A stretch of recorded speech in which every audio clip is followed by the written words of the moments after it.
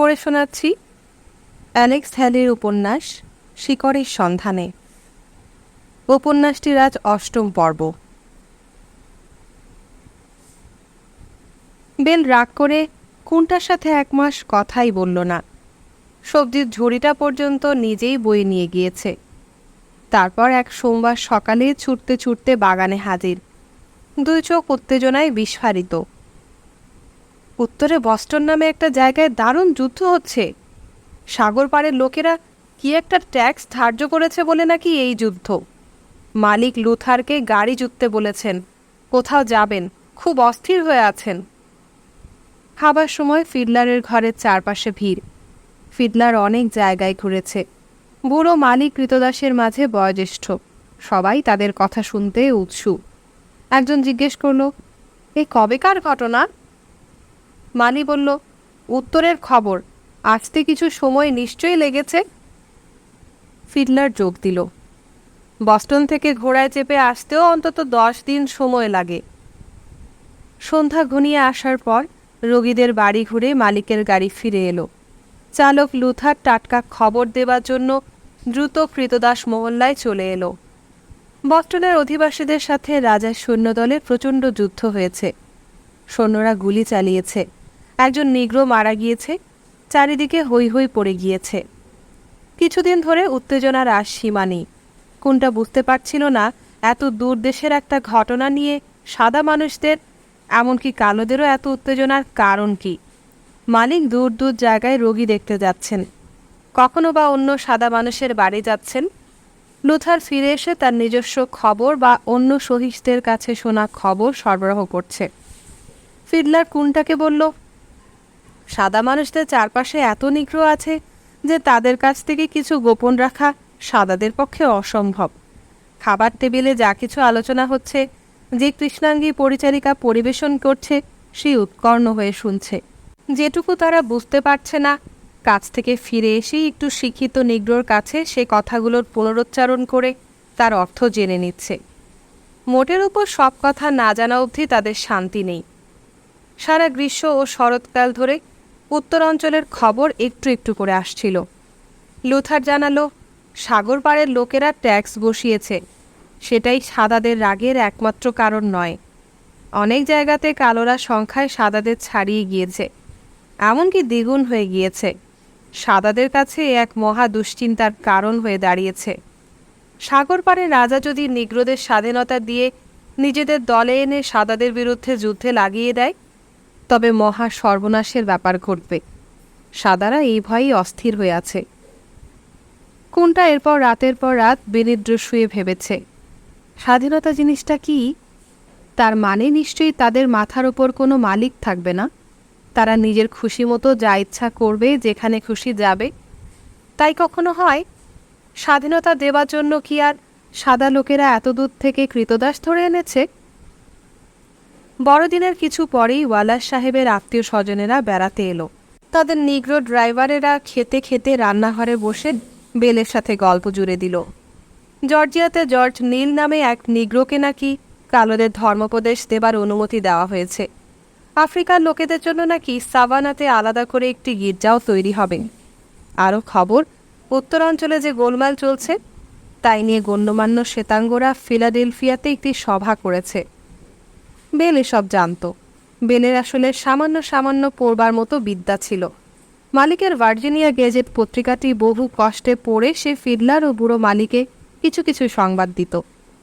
ব্যাপারটা অত্যন্ত গোপনীয়, কোনটাকে পর্যন্ত বিশ্বাস করে জানায়নি। আফ্রিকা থেকে ধরে আনা লোকেদের তুলনায় কোনটার বুদ্ধি, বিবেচনা, গাম্ভীর্য, বিশ্বাস রক্ষা করবার ক্ষমতা অনেক বেশি, সে কথা সত্যি। কিন্তু বেল পড়তে জানে, মালিকের কানে এ খবর পৌঁছাবার গুরুত্ব হয়তো সে বুঝবে না। ঘুণাক্ষরে এ খবর প্রকাশ পেলেও মালিক সেই মুহূর্তে তাকে বিক্রি করে দেবেন। 1975 সালের গোড়াতে সংকট দ্রুত ঘনিয়ে আসছিল। ইংল্যান্ডের রাজশক্তির সাথে সংঘর্ষ অনিবার্য হয়ে উঠেছিল। প্যাট্রিক হেনরি নামে শ্বেতাঙ্গটি নাকি স্বাধীনতার জন্য প্রাণ দেবার সংকল্প ঘোষণা করেছে। কথাটা শুনতে ভালোই, কিন্তু কোনটা ভাবছিল কথাটার অর্থ কী? শ্বেতাঙ্গরা তো স্বাধীন আছেই। মাসখানেকের মাঝেই লেক্সিংটনে দুপক্ষে মারাত্মক যুদ্ধ হয়ে গেল। রাজার সৈন্যরা প্রচণ্ডভাবে হারল। তাদের লাল পোশাক এদেশের লোকেদের হাসির খোরাক জোগাল। রক্তের দাগ লুকাতেই এরা লাল পোশাক পরে। লুথার খবর দিল, শোনা যাচ্ছে নিগ্রোরাও রাজার সৈন্যের পাশে দাঁড়িয়ে রক্ত দিচ্ছে। ফলে ভার্জিনিয়ার মালিকেরা তাদের কৃতদাসীদের অত্যন্ত সন্দেহের চোখে দেখতে শুরু করল। কৃতদাসীদের মাঝে এখন লুথারের খুব সমাদর। তার কাছে খবর শুনবে বলে সবাই উদ্গ্রীব হয়ে অপেক্ষা করে। জুন মাসে সে এসে খবর দিল জর্জ ওয়াশিংটন নামে এক সাহেব সেনাদলের নেতা হিসেবে নির্বাচিত হয়েছে। তার মস্ত আবাদ বহু কৃতদাস। নিউ ইংল্যান্ডের কিছু কৃতদাসকেও লাল জামা পরা রাজার সৈন্যের বিরুদ্ধে যুদ্ধ করবার জন্য মুক্তি দেওয়া হয়েছে। ফিডলার মহা বিরক্তি ভরে বলল, এখন তো মুক্তি দেবেই, যুদ্ধ শেষ হলেই আবার বেত মারতে শুরু করবে। নাও হতে পারে। শুনেছি কোয়েকার নামে একদল সাদা লোক ফিলাডেলফিয়াতে দাসত্ব প্রথা বিরোধী দল গড়েছে। কিছু লোক সত্যি নিগ্রোদের কৃতদাস করবার বিপক্ষে। বেলও কিছু কিছু খবর আনছিল। অবশ্য আজকাল ওয়ালার সাহেবের অতিথি এলে বেলকে আর খাবার ঘরে থাকতে দেওয়া হয় না। তাকে স্পষ্ট নির্দেশ দেওয়া হয়েছে, টেবিলে খাবার রেখেই সে যেন ঘর থেকে বেরিয়ে যায়। বেল তাতে ক্ষুব্ধ। যাই হোক, তাকে বাধ্য হয়ে দরজার চাবির ফুটোতে কান পেতেই খবর সংগ্রহ করতে হয়। খবর এই যে ইংরেজরা নাকি এক জাহাজ ভর্তি সৈন্য পাঠাচ্ছে। ভার্জিনিয়াতে কৃতদাসের সংখ্যা 20 লক্ষ ছাড়িয়ে গিয়েছে। পাছে এরা রাজার সৈন্যের সাথে যোগ দেয় এই দুশ্চিন্তা। লুথার জানালো, জেনারেল ওয়াশিংটন সৈন্যদলে আর নিগ্রো নিচ্ছেন না, কিন্তু উত্তর অঞ্চলের কিছু মুক্তি পাওয়া কৃতদাস নাকি বলছে এদেশ তাদেরও, কাজেই এদেশের স্বাধীনতার জন্য তারা ইংরেজদের বিরুদ্ধে লড়বে। ফিডলারের মন্তব্য, যত সব পাগলের দল। 2 সপ্তাহ পর আরও নিদারুণ খবর এলো। ভার্জিনিয়ার ইংরেজ গভর্নর লর্ড ডানমোর ঘোষণা করেছেন, যেসব কৃতদাস আবাদ ছেড়ে ইংরেজদের জেলে নৌকা বা নৌবাহিনীতে যোগ দেবে তাদের মুক্তি দেওয়া হবে। বেল বলল, মনির তো হাত পা ছুটছেন। যারা বাইরে থেকে সাহেবের বাড়িতে আসছে, খেতে খেতে তাদের সাথে নানা পরামর্শ হচ্ছে। সন্দেহজনক গতিবিধির কৃতদাসেদের শিকলে বেঁধে বা জেলে ভরে রাখা উচিত, লর্ড ডানমোরের ফাঁসি হওয়া উচিত ইত্যাদি। ওয়ালার সাহেবের মুখ ক্রমশই কঠিন হয়ে উঠছিল। তার অতিথিবর্গেরা উত্তেজিত। সাদা মানুষের আনাগোনা ক্রমেই বাড়ছিল। কোনটার কাজ ছিল অতিথিদের ঘোড়াগুলোকে দানা পানি দেওয়া। ঘোড়াগুলো দেখেই বোঝা যেত দীর্ঘ কঠিন পথ উত্তরণ করে তারা অত্যন্ত শ্রান্ত। কেউ কেউ অবশ্য নিজের গাড়ি নিজেই চালাত। মালিকের ভাই জন ওয়ালারও আসত। ওই পরম ঘৃণিত মুখ কোনটা দেখামাত্র চিনেছিল। জন ওয়ালারের ভাবভঙ্গিতে অবশ্য চেনার কিছুমাত্র লক্ষণ দেখা যেত না। ফিডলার বলে, এতে অবাক হবার কি আছে? ওর মতো সাদা মানুষ তোমার সাথে কথা বলবে ভেবেছিলে? পরের কয়েক সপ্তাহে জানা গেল জর্জিয়া, সাউথ ক্যারোলিনা, ভার্জিনিয়া থেকে হাজার হাজার কৃতদাস লর্ড ডানমোরের দলে যোগ দিয়েছে। আবার তাদের মাঝে অনেকে উত্তরেও পালিয়েছে। সাদা মানুষেরা সবাই একমত, আরও অনেক ব্লাড হাউন্ড কুকুর পোষা দরকার। একদিন ওয়ালার সাহেব বেলকে ডেকে ভার্জিনিয়া গেজেট থেকে একটা অংশ পড়ে শোনালেন। তারপর বললেন, যাও সবাইকে দেখিয়ে আনো। লেখা ছিল, নিগ্রোরা কোনো প্রলোভনে নিজেদের সর্বনাশ ডেকে এনো না। আমাদের ছেড়ে গেলে আমাদের থেকে তোমাদের সর্বনাশ বেশি হবে। কাগজের লেখা শুনে সকলের রাগ আরও বেড়ে গেল। গেজেট ফেরত দেবার আগে বেল নিজের ঘরে নিয়ে গিয়ে নিগ্রো বিদ্রোহের আরও কিছু কিছু খবর পড়ে নিল। কাগজ তাড়াতাড়ি ফেরত না দেবার জন্য পরে অবশ্য সাহেবের কাছে বকুনিও খেতে হলো। কিছুদিন পর কাগজ মারফত আরও একটি বার্তা তাদের জানানো হলো, বিদ্রোহী কৃতদাসেদের মৃত্যুকালে ধর্মযাজকের উপাসনা হবে না। সে বছর নামে মাত্র বড়দিন হলো। চারিদিকে নানা রকম গুজব। লর্ড ডানমোর একদল বিদ্রোহীকে তার জাহাজে আশ্রয় দিয়েছেন। নরফোক বোমা বিধ্বস্ত করে ভস্মরাশিতে পরিণত করা হয়েছে। খাদ্য নেই, পানীয় নেই, ঘরে ঘরে রোগ, মৃতদেহ ভাসছে। কোনটা এসব ভয়ঙ্কর ঘটনার পেছনে কোনো অদৃশ্য আল্লাহর নির্দেশ অনুভব করছিল। যা কিছু হচ্ছে তারই ইচ্ছায় হচ্ছে। সাদা বা কালো, সকলেরই ভবিষ্যৎ তারই পরিকল্পনা মতো হবে। 1976 সালের প্রথম দিকে শোনা গেল জেনারেল কর্নওয়ালিস ইংল্যান্ড থেকে জাহাজ ভর্তি সৈন্য নিয়ে আসছিলেন ঝড়েই সব ছত্রখান হয়ে গিয়েছে। তারপর শোনা গেল ভার্জিনিয়ার একদল সাদা মানুষ ইংল্যান্ডের অধিপতিত্ব থেকে সম্পূর্ণ বিচ্ছিন্ন হয়ে যাবার চেষ্টা করছে। এ প্রসঙ্গে ৪ঠা জুলাইয়ের মিটিংয়ের পর থেকে জন হ্যাংককের কথা খুব শোনা যেতে লাগলো। বাল্টিমোরে নাকি অত্যাচারী রাজার কুশপুত্তলিকা পোড়ানো হয়েছে। বুড়ো মালির মতে অবশ্য কৃতদাসদের কপালে সবই এক। এখানকার মালিকই বাকি আর ইংল্যান্ডে মালিকই বাকি, সবই তো সাদা মানুষ। সে বছরেই গরমকালে বেল খবর দিল, খাবার টেবিলের এক অতিথি বলেছে এবার থেকে সৈন্যদলে ড্রাম বাজানো, বাঁশি বাজানো আর পায়োনিয়ারের কাজে নিগ্রোদের নেওয়া হবে। পায়োনিয়ার মানে কি? মানে হলো একেবারে সামনে থেকে মৃত্যুবরণ করা। অনেক রকম গুজব শোনা যেতে লাগলো। ভার্জিনিয়ার কাছে বিলি ফ্লোরা নামে এক কৃতদাস সৈনিক সেতুর তক্তা তুলে ফেলে ইংরেজ সৈন্যের অগ্রগতি রোধ করেছে। একটা সেতুর তক্তা ভেঙে নেওয়া, সে তো একেবারে দত্তির মতো গায়ের জোর। কোনটা কিন্তু কালোদের হাতে অস্ত্র তুলে দেওয়াটা মোটেই পছন্দ করছিল না। সর্বক্ষেত্রেই সাদাদের হাতে বেশি অস্ত্র থাকবে, তাদের বিরুদ্ধে বিদ্রোহ করে কোনো ফল হবে না। কোনটা জানে আফ্রিকাতেও সাদা মানুষেরা দুষ্টু সর্দার বা রাজাদের আগ্নেয়াস্ত্র দিয়েছে, ফলে শেষ পর্যন্ত কালোরা কালোদের বিরুদ্ধেই যুদ্ধ করেছে, বন্দি স্বজাতিদের শৃঙ্খলাবদ্ধ করেছে বা বিক্রি করে দিয়েছে। বেল খবর আনলো অন্তত ৫,০০০ কৃষ্ণকায় যুদ্ধে লড়ছে।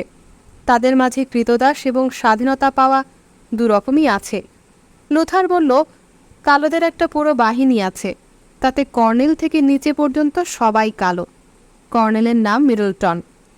ফিডলারের দিকে কটাক্ষপাত করে বলল, বলো তো সে কে? সেও একজন বেহালাবাদক।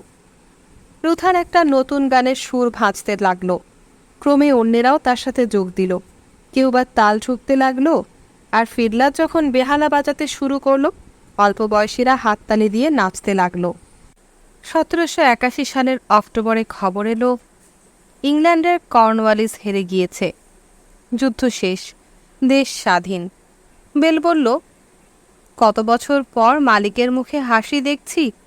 লুথারের বিশ্রাম ঘুচে গেল। রাত দিন শুধু গাড়ি চালাচ্ছে। সাদাদের মতো নিগ্রোরাও সমান উল্লাসে মাতামাতি করেছে, তবে তাদের আনন্দটা নিগ্রো বীর পুরুষ বিলি ফ্লোরাকে নিয়েই বেশি। বেল চেঁচিয়ে সবাইকে জড়ো করল।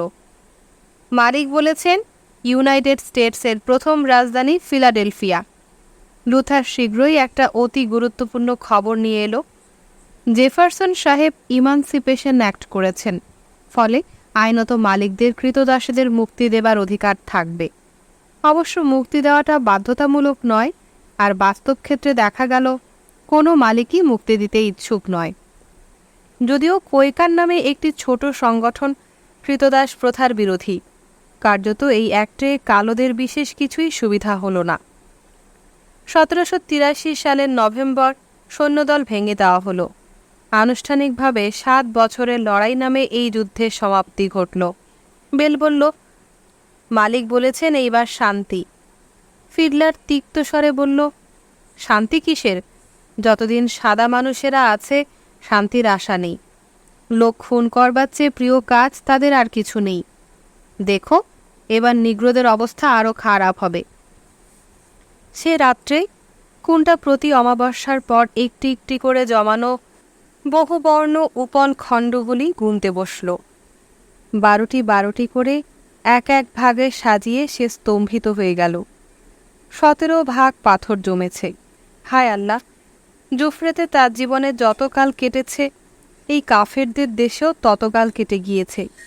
সে কি এখনও নিজেকে আফ্রিকাবাসী বলে দাবি করতে পারে? নাকি সত্যি সত্যি এরা যাদের নিগ্রো বলে তাই বনে গিয়েছে? সে কি নিজেকে পুরুষ বলেই দাবি করতে পারে? এখন তার যে বয়স, কোনটা তার বাবাকে সর্বশেষ সে বয়সেই দেখে এসেছে, অথচ এত বয়সেও কোনটার স্ত্রী, পুত্র, পরিবার, স্বগ্রাম, স্বদেশ বা স্বদেশবাসী বলে দাবি করবার মতো কিছুই নেই। অতীত যেন স্বপ্নের মতো মিলিয়ে গিয়েছে, ভবিষ্যৎ বলেও কিছু নেই। গাম্বিয়া কি স্বপ্ন, নাকি সে নিজে এখন স্বপ্নের ঘোরে আছে? যদি তাই হয়, এ দুঃস্বপ্ন কি কখনো ভাঙবে না? কোনটাকে বেশি দিন ভবিষ্যৎ নিয়ে মাথা ঘামাতে হলো না। ঝড় উঠল। শেরিফের সাথে মালিক রুদ্ধ কক্ষে আলোচনায় বসলেন। বন্দি করে ধরে আনা কৃতদাসটি বেলকে কাঁদতে কাঁদতে জানালো পালাতে গিয়ে সে ধরা পড়েছে, আর প্রচণ্ড কষাঘাতে সে স্বীকার করতে বাধ্য হয়েছে মালিকের ড্রাইভার লুথার তাকে পথের হদিশ দিয়েছিল। কথাটা জানাজানি হতে লুথার ভয়ে পালিয়ে যাবার আগেই মালিক ওয়ালার সাহেব ও শেরিফ কৃতদাসদের বাসস্থানে এসে তার সম্মুখীন হলেন। ক্রুদ্ধ কণ্ঠে জানতে চাইলেন খবরটা সত্যি কিনা। আতঙ্কিত লুথার ঘটনার সত্যতা অস্বীকার করতে পারল না। ক্রোধে রক্তবর্ণ ওয়ালার সাহেব প্রথমেই তাকে প্রহার করতে উদ্যত হলেন। লুথারের কাতর অনুনয়ে হাত নামিয়ে এক দীর্ঘ মুহূর্ত তিনি লুথারের দিকে তাকিয়ে থাকলেন। ক্রোধ অশ্রুতে পরিণত হয়ে তার দুই চক্ষু ভরে দিল। অবশেষে শান্ত কণ্ঠে শেরিফকে বললেন, একে বন্দি করে জেলে নিয়ে যান, পরে নিলামেই একে বিক্রি করা হবে। লুথারের করুণ ক্রন্দনে কর্ণপাত না করে নীরবে তিনি বাড়ি ফিরে গেলেন। মালিকের ড্রাইভার এবার কে হবে তাই নিয়ে জল্পনা কল্পনা শুরু হতে না হতেই কুন্টার বড় বাড়িতে ডাক পড়ল। কুন্টা আগে কখনো মালিকের সাথে কথা বলেনি, বা এই 16 বছরের মাঝে বড় বাড়িতে রান্নাঘরের ওপারে যাবার তার দরকার হয়নি। কম্পিত বক্ষে সে বেলের অনুগামী হলো। রান্নাঘরের ভেতর দিয়ে বড় হলঘরে যেতে ঝকঝকে পালিশ মেঝে আর সুউচ্চ সুসজ্জিত দেওয়াল দেখে কুন্টার চক্ষু বিস্ময়ে বিস্ফারিত। বেল কারুকার্য করা মস্ত বড় দরজায় করাঘাত করতে গভীর কণ্ঠে আওয়াজ এলো, ভেতরে এসো। ভেতরে ঢুকে ঘরের আয়তন দেখে কুন্টা হতবাক। পুরো খামারটাই যেন সে ঘরে এঁটে যাবে। ওক কাঠের পালিশ করা মেঝে দামি কার্পেটে ঢাকা, দেওয়ালে কত না ছবি আর নানা ধরনের সজ্জা, দামি আসবাবপত্রে মহার্ঘ মেয়গনি পালিশ, তাকের পর তাক বই। ওয়ালার সাহেব একটি তৈলদ্বীপে সবুজ কাঁচের ঢাকনার গোলাকার আলোকবৃত্তে বসে বই পড়ছিলেন। একটু সময় পরে মুখ তুলে তাকালেন। টবি, আমার গাড়ির একজন চালক দরকার। তুমি এখানেই বড় হয়েছ, আশা করি তুমি বিশ্বাসী ও অনুগত হবে। তার নীলবর্ণ চক্ষু দুটি তীক্ষ্ণ শলাকার মতো কুন্টার অন্তঃস্থল পর্যন্ত বিদ্ধ করেছিল। বেলের কাছে শুনেছি তুমি কখনো মদ্যপান করো না। আমি নিজেও কখনো তোমার বেচাল দেখিনি। বেলের চকিত দৃষ্টির খোঁচায় কুন্টা তাড়াতাড়ি বলে উঠল, হ্যাঁ স্যার। লুথারের পরিণতি জানো তো? সাহেবের চক্ষু পুঞ্জিত হয়ে উঠল, কণ্ঠস্বর কঠিন ও শীতল হল। তোমাদের যদি সুবুদ্ধির অভাব ঘটে, তোমাকে বা বেলকে বিক্রি করে দিতে আমার মুহূর্তকাল দেরি হবে না, জেনে রেখো। ঠিক আছে, কাল আমাকে নিউপোর্টে নিয়ে যাবে, আমি পথ চিনিয়ে দেব। বেলের দিকে তাকিয়ে বললেন, একে উপযুক্ত পোশাক জোগাড় করে দিও। আর বেহালা বাদককে বললেন, কাল থেকে টবির বদলে তুমি বাগানের কাজ করবে। হ্যাঁ স্যার। বেল পোশাক এনে দিল, কিন্তু পরদিন ভোরে কুন্টার সে পোশাকে সজ্জিত হওয়া ফিডলার এবং বুড়ো মালির সাগ্রহ তত্ত্বাবধান ছাড়া নিজে করবার উপায় ছিল না। শক্ত ইস্ত্রি করা ক্যানভাসের ট্রাউজার ও সুতির শার্ট দেখতে মন্দ ছিল না, কিন্তু তারা যে কালো চাইটি সযত্নে গলায় পরিয়ে দিল সেটি কুন্টার বড়ই অপছন্দ হচ্ছিল।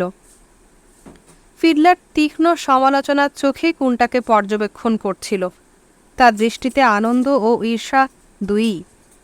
তুমি তো খুব জব্বর লোক বনে গেলে হে, দেখো আবার মাথা গরম করে ফেলো না। সে উপদেশের প্রয়োজন ছিল না। এত বৎসর পরেও কুন্টা সাদা মানুষের অধীনে কোনো কাজেই মর্যাদা খুঁজে পেত না। কেবল তার কাকার জানে এবং সালোয়ামের মতো নতুন দেশ পরিভ্রমণের সম্ভাবনায় সে কিছুটা উত্তেজিত বোধ করছিল। কিন্তু শীঘ্রই কাজের অতিরিক্ত চাপে তার ভ্রমণের আনন্দ ঘুচে গেল।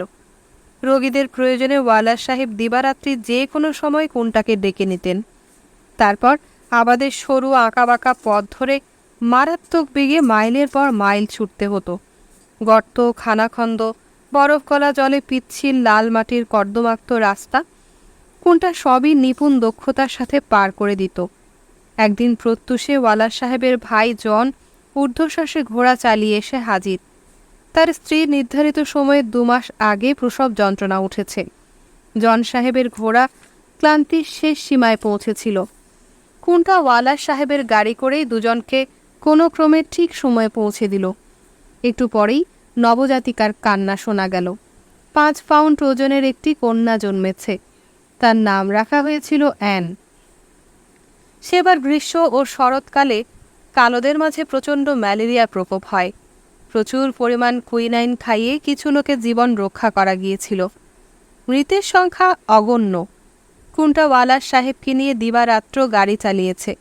অসংখ্য অচেনা জায়গায় তাকে খেতে হয়েছে, বিশ্রাম বা তন্দ্রায় কাটাতে হয়েছে। অসংখ্য রোগীর যন্ত্রণার আক্ষেপ শুনেছে আর প্রভুর প্রত্যাবর্তনের আশায় অন্তহীন কাল অপেক্ষায় থেকেছে। কিন্তু সেটাই রুটিন নয়। কখনো বা পুরো সপ্তাহে একবারও সাহেবের ডাক আসে না।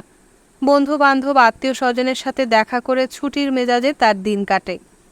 বসন্তকালে বা গ্রীষ্মে মাঠগুলিতে প্রস্ফুটিত কুসুম, স্ট্রবেরি আর ব্ল্যাকবেরি নিবিড় ঘন হয়ে থাকে।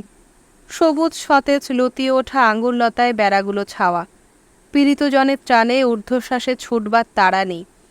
তামাটে রঙের বলিষ্ঠ একজোড়া ঘোড়ার পেছনে গাড়িটি অলস গতিতে গড়িয়ে চলে। প্রখর রোদ থেকে রক্ষা পাবার জন্য কৃষ্ণবর্ণ আচ্ছাদনটির নিচে ওয়ালার সাহেব তখন নিশ্চিন্তে ঝিমোতে থাকেন। বিচিত্র বর্ণ পাখির দল নির্বিঘ্ন সুখে মাঠে ঘাটে ঘুরে বেড়ায় আর মধুর সুরে ডাকাডাকি করে। পথের ওপর যে সাপটি পরম আয়াসে রোদ পোহাচ্ছিল, গাড়ির শব্দে বিরক্ত হয়ে একে বেঁকে পালিয়ে যায়। মরা খরগোশটি ছেড়ে দিয়ে বাজ পাখি উড়ে যায়। সেসব দিনে কুন্টার অলস দৃষ্টিও চারদিকে ভেসে ভেসে বেড়ায়।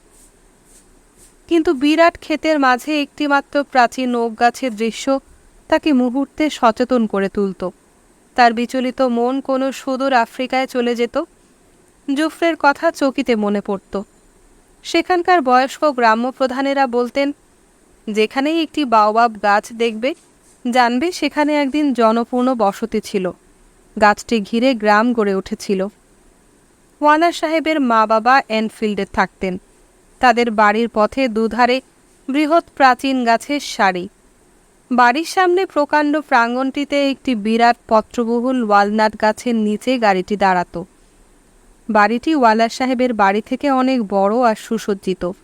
একটু উঁচু জায়গায় দাঁড়িয়ে, নিচে একটি ক্ষীণকায়া শান্ত নদী।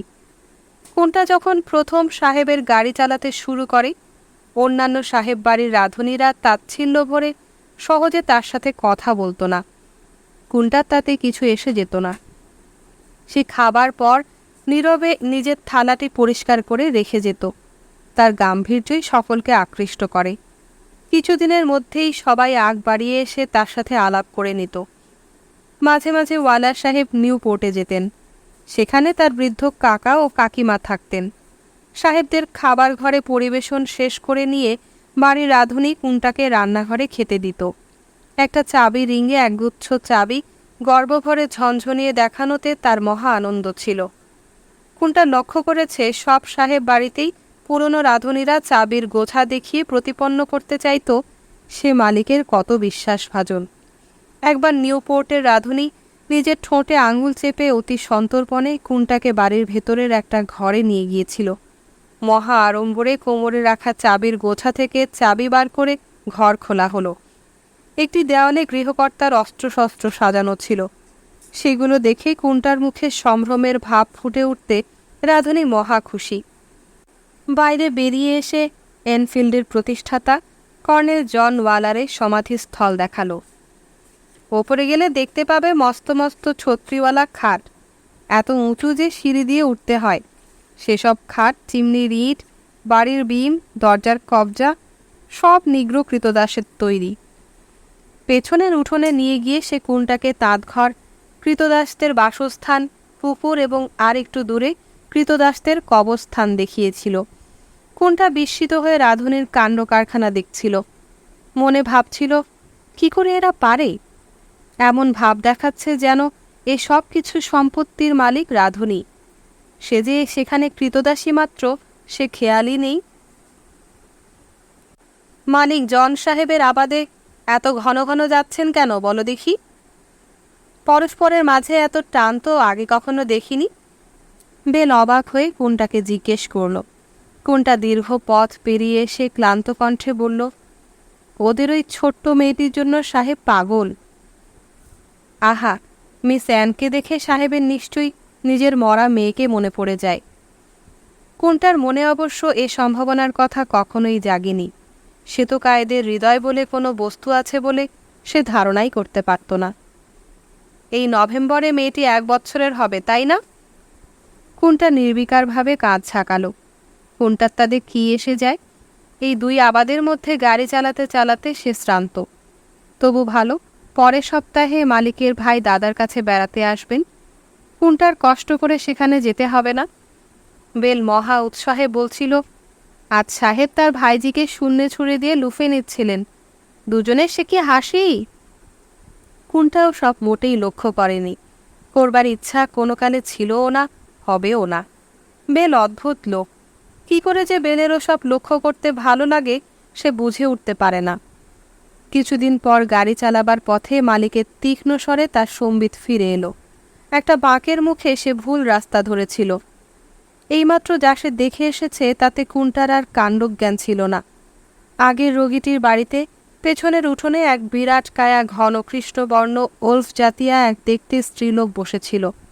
তার 2 বৃহদাকার স্তনে 2টি শিশু লালিত হচ্ছিল। একটি শ্বেতকায়, অপরটি কৃষ্ণবর্ণ। কুন্টা দেখে স্তম্ভিত, শিহরিত হয়েছিল। বুড়ো মালি কিন্তু শুনে বলেছিল, ভার্জিনিয়াতে কালো মায়ে দুধ খেয়ে বড় হয়নি এমন সাদা বাচ্চা কমই আছে। আরও একটা জিনিস দেখে কুন্টার অন্তরাত্মা বিদ্রোহ করে উঠত। সব খামার বাড়িতেই দেখা যেত সমবয়সী কৃষ্ণ ও শ্বেতবর্ণ ছেলে মেয়েদের খেলায় সাদারা মালিক সাজত। খেলার ছলে কালোদের মারবার ভান করত, অথবা কালোরা ঘোড়া সেজে 4 হাতে পায়ে চলে বেড়াত। সাদারা তাদের পিঠে চাপত। স্কুল খেলা হলে সাদারা অবশ্যম্ভাবী মাস্টারমশাই সেজে কালোদের ওপর হুম্বিতম্বি চালাত আর তাদের নিরেট বুদ্ধু বলে গালাগাল দিত। কিন্তু এটাই বিস্ময়কর যে এত কাণ্ডের পরও দুপুরে খাবার শেষে সাদা আর কালো বাচ্চারা অনেক সময় বাইরের খাটিয়ায় পাশাপাশি ঘুমিয়ে পড়ে। বেল বুড়ো মালি আর ফিডলারকে কুন্টা বলতো, সাদা মানুষদের সে 100 বছরেও চিনে উঠতে পারবে না। ওরা শুনে হাসত, বলতো, সারা জীবন ধরেই এমন ব্যাপার ওরা দেখে আসছে, তাতে দোষের কি আছে? বেল বলেছিল, শিশুকাল থেকে একসাথে বড় হয়ে সাদা ও কালো মেয়েদের মাঝে অনেক সময় এমন বন্ধন গড়ে ওঠে একে অপরকে না দেখে থাকতে পারে না।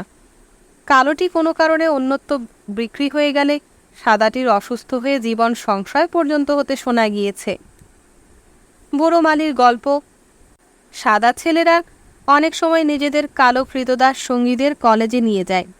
কার কৃতদাস কতটা লেখাপড়া শিখেছে তাই নিয়ে রেষারেষিও হয়। আহা, আমার চেনা একটি ছেলে লিখতে পড়তে, এমনকি অঙ্ক কষতেও শিখেছিল। জানি না সে এখন কোথায়। ফিডলার মুখ মাখিয়ে বলেছিল, দেখ বেঁচে আছে কিনা। সাদা লোকেদের মতো সন্দিগ্ধ মনের লোক আর হয়? সবসময়ই তাদের ভয়, লেখাপড়া শিখলেই বুঝি কালোরা বিদ্রোহ করবে। তাই বলি কখনো বেশি শিখো না, আর কানটি খোলা রাখো, মুখটি বন্ধ রাখো। কথাটা যে সত্যি কয়েকদিনের মাঝেই কোনটা তা বুঝতে পারল। ওয়ালার সাহেব তার এক বন্ধুকে গাড়ি করে পৌঁছে দিচ্ছিলেন। সামনে চালকের আসনে যে কুন্টা বসে আছে যেন তাদের খেয়ালই ছিল না। মালিকের বন্ধু বলছিলেন, সুতির কাপড়ের বিরাট চাহিদা, অথচ উৎপাদন বাড়াবার জো নেই। কৃতদাসেরা বীজ থেকে তুলো ছাড়াতে বড় সময় নেয়, অথচ কৃতদাসের সংখ্যা বাড়ানো শক্ত। দাস ব্যবসায়ীরা এমন দাম চড়িয়েছে যেন দিনে ডাকাতি শুরু করেছে। তা বটে, তবে কৃতদাসের সংখ্যা বাড়াবার বিপদ আছে। ওরা যত বেশি সংখ্যায় একত্র হবে ততই ওদের দল পাকাবার, বিদ্রোহ করবার সুবিধা হচ্ছেও তো আকছাড়। আমি বহুদিন যাবৎ বলে আসছি, সে তো কায়দের থেকে কৃতদাসদের সংখ্যা বেশি হয়ে গেলে আমাদের সমূহ বিপদ। যা বলেছ, কে যে তোমার গলা কাটবার মতলব বাড়ছে তুমি ধরতেই পারবে না। এরা জাত বেঈমান, কখনোই বিশ্বাস করা যায় না। কুন্টার দেহ কাঠের মতো আড়ষ্ট হয়ে গেল। সে শুনতে পেল মালিক বলছেন, ডাক্তার হিসেবে বহু মৃত্যু দেখেছি, সবগুলোই সন্দেহের ঊর্ধ্বে এমন মনে করতে পারিনি। আশ্চর্য, এরা কি তার অস্তিত্ব ভুলেই গিয়েছে? গত 2 বছরের অভিজ্ঞতায় কোনটাও তা জেনেছে। রাঁধুনিদের আর অন্যান্য দাসীদের হাসিতে, ইঙ্গিতে প্রভুদের খাবারে নোংরা বা অখাদ্য মেশাবার কাহিনী তার অজানা নেই। কাচের গুঁড়ো, আর্সেনিক বা অন্য বিষ মেশাবার কথাও সে শুনেছে। শ্বেতকায় শিশুদের মাথায় সূঁচ ফুটিয়ে মেরে ফেলা বা অন্যভাবে অঙ্গহানি করবার কাহিনীও তার জানা ছিল। সম্ভবত কৃষ্ণকায় পুরুষদের থেকে মেয়েরাই বেশি বিদ্রোহিণী বা প্রতিহিংসা পরায়ণা। হতে পারে সেটা ব্যক্তিগত আক্রোশের ফল। তবে একটি কালো মেয়েকে ধর্ষণ করবার প্রতিশোধে তার বাবা শ্বেতকায় ওভারসিয়ারটিকে গলায় দড়ি দিয়ে গাছ থেকে ঝুলিয়ে দিয়েছিল বটে। স্থানে স্থানে বিদ্রোহের আভাসও সে পেয়েছে, কিন্তু সে জানে তার পঙ্গু পা নিয়ে তাদের সাথে যোগ দিয়েও কোনো লাভ নেই। তাদের সাফল্য সে কায়মনোবাক্যে প্রার্থনা করে। কিন্তু সত্যি কি তারা জয়লাভ করবে? রান্নাঘরের ছুরি, চাষের হাতিয়ার আর চুরি করার সামান্য কিছু অস্ত্রশস্ত্র নিয়ে সাদাদের হারিয়ে দিতে পারবে? অসম্ভব। তবে কৃতদাসদের সবচেয়ে বড় শত্রু তাদের নিজেদের অজ্ঞতা ও স্বাধীনতা সম্পর্কে অনীহা। সামান্য কিছু অল্পবয়স্ক দাস মুক্তির স্বপ্ন দেখে, বাকি বিপুল সংখ্যক সংখ্যাগরিষ্ঠরা নিজেদের অবস্থা সম্পর্কে সম্পূর্ণ নির্লিপ্ত। তাদের যা করতে বলা হয় তাই করে। মনিবের শিশুকে লালন করে, ঘরের মেয়েদের মনিব টেনে নিয়ে গেলে অন্যদিকে মুখ ফিরিয়ে থাকে। কোনটা নিজেও কি সেরকম হয়ে যাচ্ছে, নাকি তার বার্ধক্য এসেছে? জানে না, শুধু জানে আর সে যুদ্ধ করতে বা পালাতে পারবে না। না, কারো সঙ্গ আর সে চায় না। তাকে নিয়ে কেউ যেন মাথা না ঘামায়। সে নিজের মনে একা থাকতে চায়। একবার মালিকের সাথে রোগী বাড়িতে গিয়ে সে তাদের খামারের পেছনের উঠোনে ঝিমোচ্ছিল। সন্ধ্যাবেলায় কাজ শেষ হবার শিঙে বেজে উঠতে কোনটা চমকে উঠে চোখ কচলালো। সে ভুল দেখেছিল না তো? 20-30 জন কৃতদাস হাত মুখ ধুয়ে খাবার জন্য প্রস্তুত হচ্ছিল। তার মধ্যে 4 জন শ্বেতকায়, একটি পুরুষ, একটি নারী ও 2টি অল্পবয়স্ক কিশোর। রাধনের কাছ থেকে জানতে পেল এদের সমুদ্র পাড়ের দেশ থেকে আসবার খরচ তাদের মনিব দিয়েছেন। 7 বৎসর বিনা পারিশ্রমিকে খাটলে সেদিন আর শোধ হবে। এরাও স্বাধীন হয়ে যাবে। এ কথা সত্যি। এদেশের কিছু স্বাধীন হতদরিদ্র সাদা মানুষ থেকে কালোরা ভালো আছে। কোনটা সেই অতি দুস্থ সাদা মানুষদের অবস্থা দেখবার সুযোগ হয়েছে। কায়ক্লেশে তাদের দিন কাটে। এক ঘরে ঝুপড়িতে গাদাগাদি করে পুরো পরিবারকে থাকতে হয়। তাদের মাঝে কিছু লোক এতই দরিদ্র যে দিনান্তে খাওয়া জোটে না। দিবারাত্র সস্তা দামের মদ খেয়ে মাটিতে গড়ায় আর নির্লজ্জের মতো পরস্পরকে গালাগাল দেয়। বউকে মারবার বা অন্য কোনো মেয়েকে ধর্ষণ করবার অপরাধে জেলও খাটে। কিন্তু নিজেদের মাঝে এরা যতই মারামারি করুক, কোনটা ব্যক্তিগত অভিজ্ঞতা থেকে জানে কালোদের ওপর অত্যাচার করবার সুযোগ পেলেই তাদের চরম আনন্দ। যখন জাহাজ থেকে কুন্টাদের সর্বপ্রথম এদেশের তীরে এনে ফেলা হয়েছিল, এদের নারী পুরুষেরাই হতভাগ্য বন্দীদের বিদ্রূপ করে লাঠির খোঁচা মেরে যতদূর সম্ভব যন্ত্রণা দিয়েছে। জন ওয়ালারের আবাদে দরিদ্র শ্বেতকায় ওভারসিয়ারই তাকে নির্মম কষাঘাতে ক্ষতবিক্ষত করেছে। পলাতক কৃতদাসদের ধরে আনবার জন্য নিযুক্ত দরিদ্র শ্বেতকায়েরাই নিষ্ঠুরতম অট্টহাস্যের শানিত অস্ত্রে তার পা দ্বিখণ্ডিত করেছে। ভাগ্যহত অসহায় কত শত কৃতদাসের দেহ ছিন্ন ভিন্ন চেনার অযোগ্য করে এরা মালিকের কাছে পৌঁছে দিয়েছে। তাদের পুরুষত্বহানি পর্যন্ত করেছে। কোনটা বুঝতে পারত না কালোদের ওপর এই দরিদ্র শ্বেতকায়দের এত আক্রোশ কেন। হয়তো ধনী শ্বেতকায়দের ওপর আক্রোশের এটা এক ধরনের প্রতিফলন। ধনীদের অর্থ, ক্ষমতা, সম্পত্তি সব কিছু আছে। কৃতদাসও আছে যাদের তারা খাওয়াচ্ছে পড়াচ্ছে, অথচ এই হতদরিদ্রদের কিছুই নেই। ন্যূনতম খাওয়া পড়ার প্রয়োজনও ভালোভাবে মেটে না। অহর্নিশ বেঁচে থাকবার যুদ্ধ করতেই সর্বশক্তি ক্ষয় হয়ে যাচ্ছে। এই অক্ষমতার ক্রোধ তারা অক্ষমতরদের ওপর মেটায়। তা হোক, এদের প্রতি কোনটার বিন্দুমাত্র সহানুভূতি ছিল না। অতি গভীর ঘৃণা ছাড়া আর কিছুই তাদের প্রাপ্য নয়। কোনটার সবচেয়ে মূল্যবান সম্পদ স্বাধীনতা পাবার আশা তারা হরণ করেছে। 1786 খ্রিস্টাব্দের গ্রীষ্মকালে নানা ধরনের কাহিনী শোনা যেতে লাগল। পৈকারদের সংখ্যা ক্রমশ বাড়ছে। তারা কৃতদাসদের পালিয়ে যেতে সহায়তা করছে। তাদের সর্বপ্রকার সাহায্য দিতে, লুকিয়ে রাখতে এবং উত্তর দেশে নিরাপদে পৌঁছে দিতে কৈকাররা সক্রিয় অংশগ্রহণ করছে। কোনটা এসব কাহিনী সর্বাংশে বিশ্বাস করতো না। তবুও কৈকারেরা যদি এমন কিছু করে যাতে মালিকেরা পর্যন্ত ভয় পেয়ে যায়, তবে সেটা ভালোই। বেহালাবাদক এক নাচের আসরে বাজাতে গিয়েছিল। সে খবর নিয়ে এলো জন প্লেজেন্ট নামে এক কৈকার মালিক উইল করে তার 2 সহস্রাধিক কৃতদাসকে মুক্তি দিয়েছে। বেল বড় বাড়ি থেকে খবর আনলো ওয়ালার সাহেব ও তার অতিথিরা ম্যাসাচুসেটস নামে উত্তরের এক রাজ্যের কৃতদাস প্রথা বিলোপ নিয়ে অত্যন্ত তিক্ত কণ্ঠে আলোচনা করছিলেন। কাছাকাছি অন্যান্য রাজ্যেও নাকি নতুন নীতি গ্রহণ করা হবে। কোনটা জিজ্ঞেস করল, বিলোপ কথাটার মানে কি? বুড়ো মালি বলল, তার ফলে একদিন সব নিগ্রোরা স্বাধীন হয়ে যাবে। শহর থেকে ঘুরে এসে বলবার মতো নিজের কানে শোনা বা চোখে দেখা কাহিনী প্রায়ই থাকত। তেমন কিছু কাহিনী রোজ না থাকলেও ইদানিং কোনটার ফিডলারের ঘরের সামনের আড্ডাটিতে যোগ দিতে বেশ ভালোই লাগছিল। কিন্তু ক্রমশ দেখা গেল সে বুড়ো মালি আর বেলের সাথেই বেশি কথা বলছে। বেহালা বাদকদের সাথে তার সুসম্পর্ক নষ্ট হয়ে গিয়েছিল তা নয়, কিন্তু আজকাল কোনটার বাইরে যাবার ও খবর সংগ্রহের সুযোগ বেশি। এই পরিস্থিতিটা বেহালা বাদকদের সম্মানে ঘা দিচ্ছিল। তার কথাবার্তা এই জন্য কমে আসছিল। এদের কাছে আর মুখ খুলতে চাইত না, বাজাতেও চাইত না। অবশ্য মালিকের ডাকে সাহেবদের পার্টিতে তাকে বাজাতেই হতো। একবার তেমনি একটা ভোজের আসরে কোনটা অন্য ড্রাইভারদের সাথে একটা গাছের নিচে বসে গল্প করছিল। হঠাৎ ব্যান্ড বেজে উঠল। বেহালাবাদক তার পরিচালক। লঘুমাত্রার এমন উচ্ছল তার সুর সাদা মানুষরাও পায়ে স্থির রাখতে পারছিল না। নাচের পর লম্বা টেবিলে মোমবাতির আলোকে রাশিকৃত খাবার সাজানো হলো। কোনটাদের কৃতদাস বসতি সবাই মিলে 1 বছরেও সে খাবার শেষ করে উঠতে পারবে না। ড্রাইভারদের জন্য রাঁধুনি পড়ে থাকা বাড়তি খাবার আর জগ ভর্তি লেমনেড পাঠিয়ে দিল। মালিক যদি তাড়াতাড়ি ফিরতে চান, এই ভয়ে কোনটা শুধু একটি মুরগির ঠ্যাং আর একটি ভারী সুস্বাদু রসালো মিষ্টি মুখে দিয়েছিল। সবাই বলছিল মিষ্টিটির নাম নাকি এক্লেয়ার। মালিক কিন্তু তাড়াতাড়ি ফিরলেন না। সাহেবরা ঘন্টার পর ঘন্টা গল্পে কাটাতে লাগলেন। তাদের পরনে সাদা স্যুট, হাতে লম্বা চুরুট, অলস ভঙ্গিতে সুরায় চুমুক দিচ্ছিলেন। মাথার ওপর আলোর ঝাড়, আর তাদের মেম সাহেবদের পরনে অতি সূক্ষ্ম মহার্ঘ পোশাক।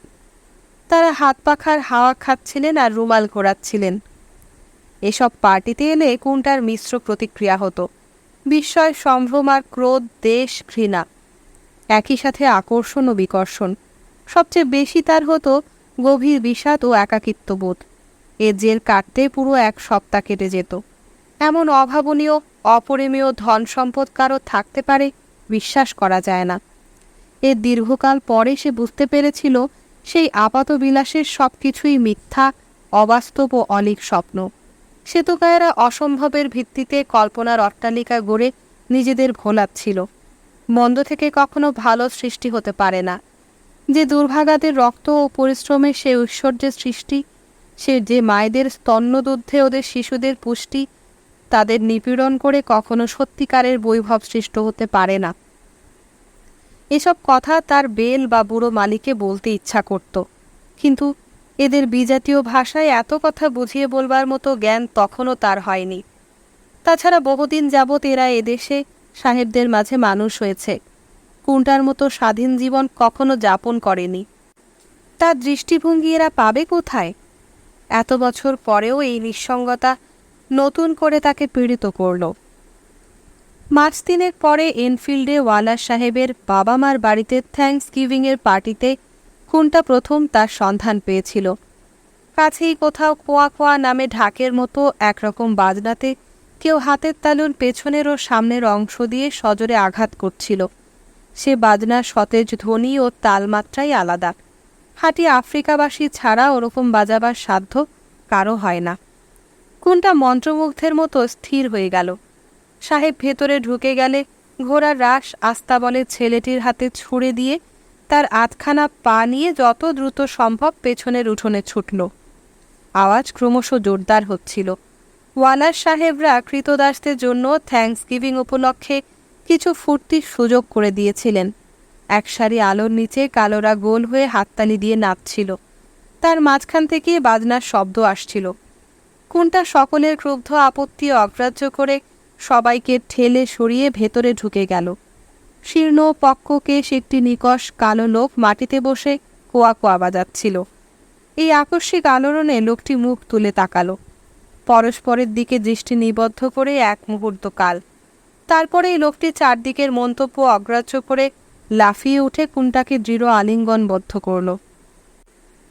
আসসালাকিয়াম সালাম, মালাকিয়াম সালাম।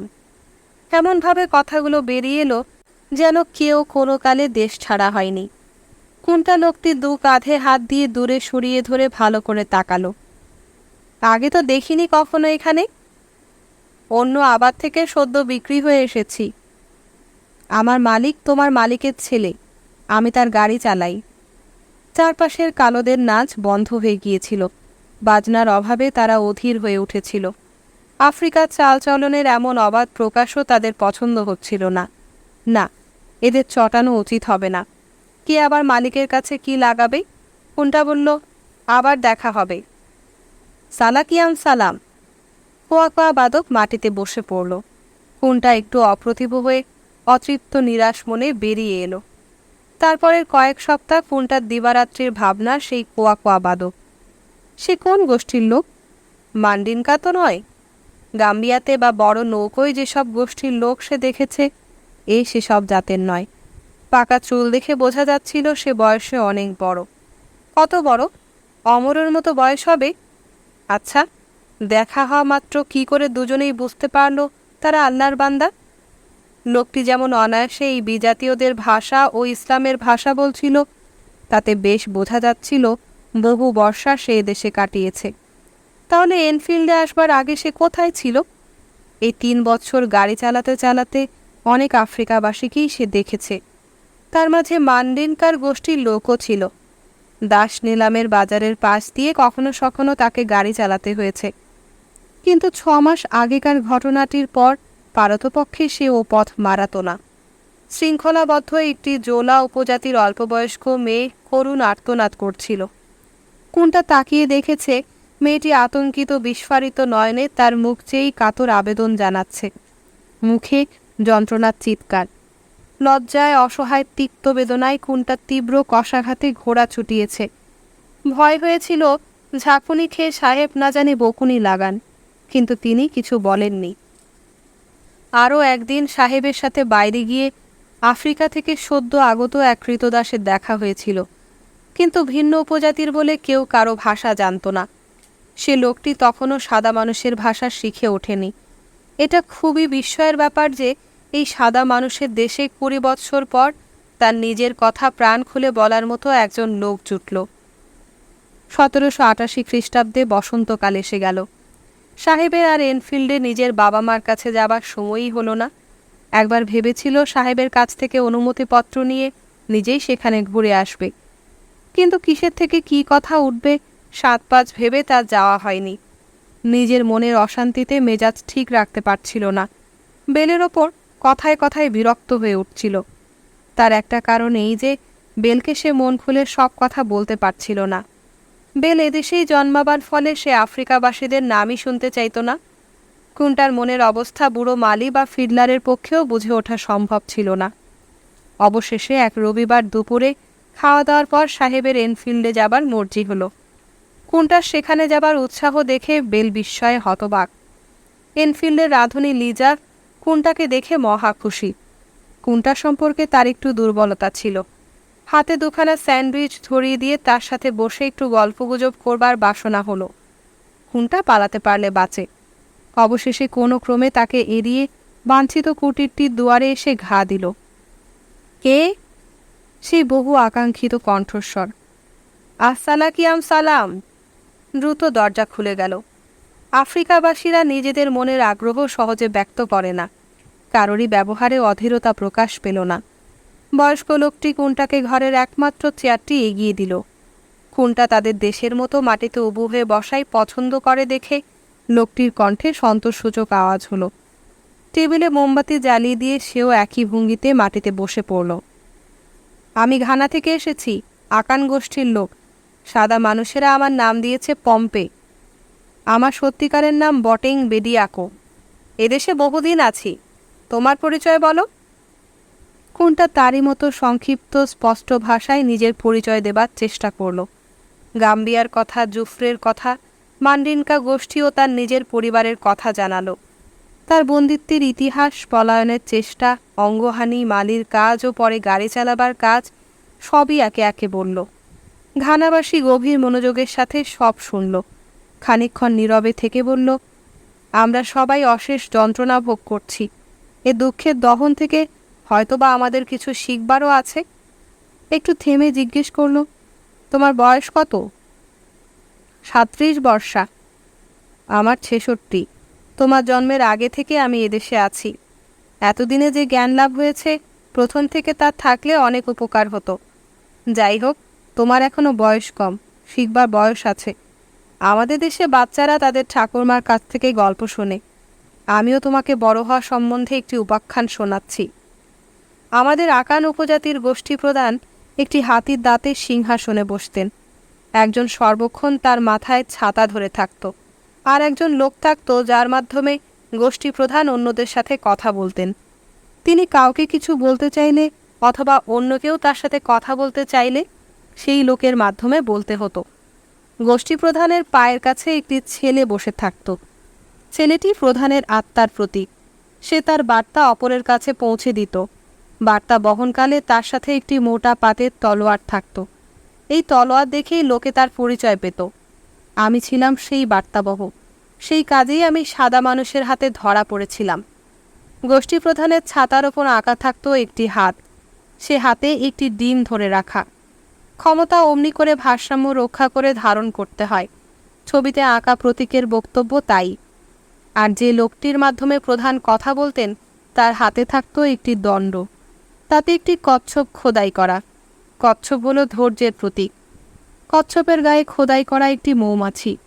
কচ্ছপের শক্ত খোলসের ভেতর দিয়ে মৌমাছিও হুল ফোটাতে পারে না। এই হলো তার মর্মার্থ। কুটিরের ভেতরে মোমবাতির কম্পিত শিখা। ঘানাবাসী একটু থেমে বলল, আমি তোমাকে এই শিক্ষাই দিতে চাই। সাদা মানুষের দেশেও এই শিক্ষাই আমি পেয়েছি। নিজেকে ঘিরে কঠিন বর্ম গড়ে তোলো, আর অসীম ধৈর্য ধরো। কোনটার মনে হলো আফ্রিকায় থাকলে এ মানুষ গোষ্ঠী প্রধান না হলেও অন্তত প্রধান শিক্ষক তো হতোই। সে নিজের মনোভাব কী বলে প্রকাশ করবে স্থির করতে না পেরে চুপ করেই থাকল। মনে হচ্ছে তোমার দুটোই আছে। একটু হেসে লোকটি আবার বলল, হ্যাঁ, আমাদের দেশে মান্ডিনকা গোষ্ঠীর ব্যবসায়ী ও পরিব্রাজক বলে প্রসিদ্ধি আছে। এতক্ষণে কোনটা কথা খুঁজে পেল। ঠিক কথা, আমার কাকারা পরিব্রাজক ছিলেন। তাদের কাছে কত দেশের গল্প শুনেছি, কত জায়গায় ওরা গিয়েছেন। আমি আবার বাবার সাথে একবার একটা নতুন গড়ে তোলা গ্রাম দেখতে অনেক দূর গিয়েছিলাম। ভেবেছিলাম টিম্বাকুট, মালি আর মক্কা পরিভ্রমণে যাব। তার আগেই সাদা মানুষের হাতে বন্দী হলাম। এখানে আমার কথা বলবার লোক নেই। আমার মনের কথা আমি কোয়া কোয়া বাজনার ভেতর দিয়ে বলবার চেষ্টা করি। সেদিন তুমি সেখানে ছিলে জানা না থাকলেও মনে হচ্ছে বাজনার ভেতর দিয়ে তোমাকেই আমি খুঁজছিলাম। অভিভূত কোনটা বিহ্বল দৃষ্টিতে ঘানাবাসীর দিকে তাকিয়ে থাকল। তারপর দুজনেই উঠে দাঁড়ালো। এতক্ষণে টেবিলের ওপর রাখা লিজার দেওয়া স্যান্ডউইচ দুটোর দিকে কোনটার দৃষ্টি গেল। সেদিকে ইঙ্গিত করে মৃদু হাসল। ঘানাবাসী বলল, খাবার জন্য তারা কিসের? দেশে হলে এতক্ষণে কথা বলতে বলতে তোমাকে উপহার দেবার জন্য একটা কিছু খোদাই করে ফেলতে পারতাম। কোনটা আক্ষেপ জানালো। গাম্বিয়াতে সে শুকনো আমের আটির ওপর খোদাই করতে পারত। তার কত সময় ইচ্ছা হয়েছে এখানে যদি দেশের মতো একটা আম গাছ থাকত, একটা বীজ পেলে সে বপন করত। ঘানাবাসী গম্ভীর দৃষ্টিতে তার দিকে তাকালো। বীজ তোমার অনেক আছে, একটি স্ত্রী থাকলেই বপন করতে পারতে। এই অপ্রত্যাশিত স্থূল ইঙ্গিতে কোনটা অত্যন্ত বিড়ম্বিত বোধ করল। ঘানাবাসী হাত বাড়িয়ে দিল। আফ্রিকাবাসীদের রীতি অনুযায়ী তার বাঁ হাতে হস্তমর্দন করল। তার অর্থ আবার শীঘ্র দেখা হবে। আসসালাকিয়াম সালাম, মালাইকা সালাম। সেদিন বাড়ি ফেরার পথে কোনটা সর্ব ইন্দ্রিয় কোথায় উধাও হয়েছিল। হাতের লাগাম বা ঘোড়া ছুটবার শব্দ কিছুই অনুভব করতে পারছিল না। যেন বহুকাল পর সে তার পিতা অমরর সাথে কথা বলে এলো। এমন সার্থক সন্ধ্যা তার জীবনে আর বুঝি আসেনি।